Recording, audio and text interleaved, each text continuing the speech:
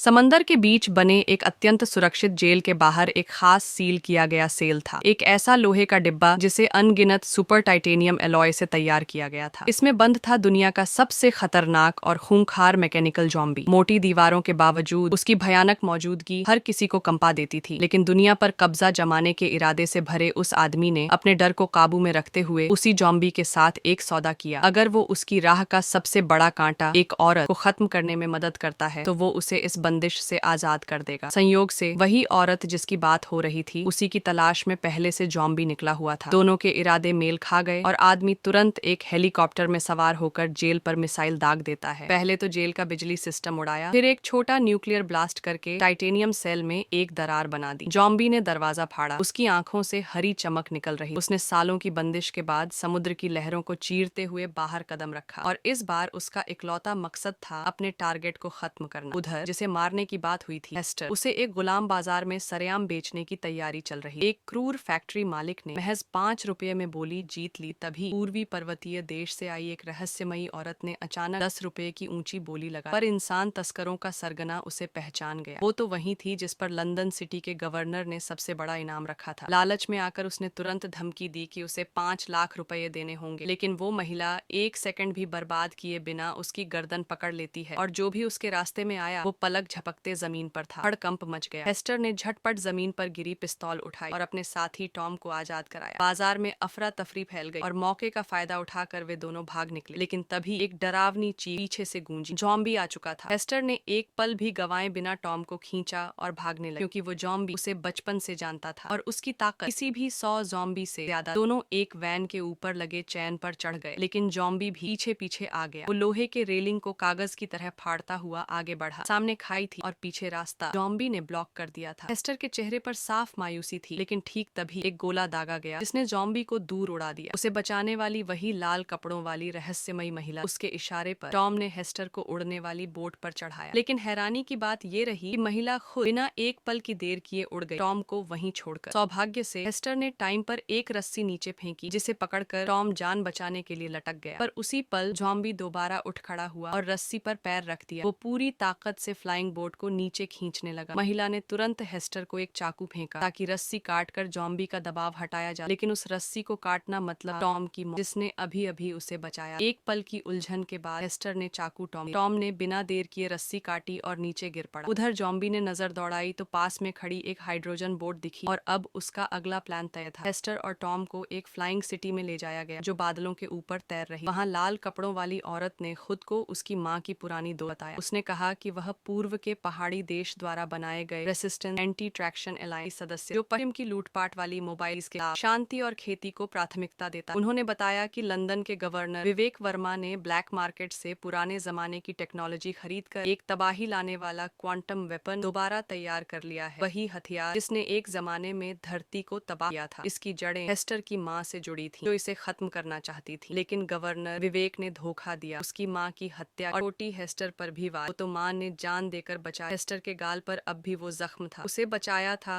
उसी झॉम्बी ब्रह्मा, जिसने उसे अपने साथ रखा, पाला और एक पिता जैसा प्यार। ब्रह्मा ने वादा किया था कि वो दर्द खत्म करे, उसके शरीर को मशीन में बदलकर उसे हर भावना से आजाद। हेस्टर मान भी गई, लेकिन जैसे ही उसे पता चला कि विवेक यूरोप पर कब्जा करने निकल चुका है, उसने अपना फैसला बदल दिया और बदला लेने निकल पड़ी। ब्रह्मा को लगा उसने उसे धोखा और तभी से उसने पीछा करना शुरू। अब जब ब्रह्मा फ्लाइंग सिटी में आ पहुंचा, तबाही सबने मिलकर पूरी ताकत से मुकाबला किया और उस पर कोई असर नहीं हुआ। सिटी में आग लग गई, विस्फोट हुए। महिला ने हेस्टर को बोला कि वो छोटी बोट लेकर भागे, जबकि वो ब्रह्मा को सभी ने मिलकर हैंड ग्रेनेड से उसे नीचे गिरा दिया। लेकिन वो फिर से उठ खड़ा हुआ, फ्लाइंग बोट के सामने आकर फिर से रास्ता रोका। इस बार टॉम सामने आया, लेकिन ब्रह्मा ने उसे गला पकड़कर जमीन पर दे मारा। हेस्टर घुटनों पर गिर पड़ी और विनती करने लगी। ब्रह्मा उसकी आंखों में देखता रहा और तभी उसे एहसास हुआ कि शायद हेस्टर को टॉम से प्यार हो गया। उसे समझ नहीं आया कि वो खुद को इतना टूटा हुआ क्यों महसूस कर रहा है। उसके टाइटेनियम दिल पर भी दड़ावी, वो वहीं गिर पड़ा। मरते वक्त उसने हेस्टर को माँ का लॉकेट लौटाया।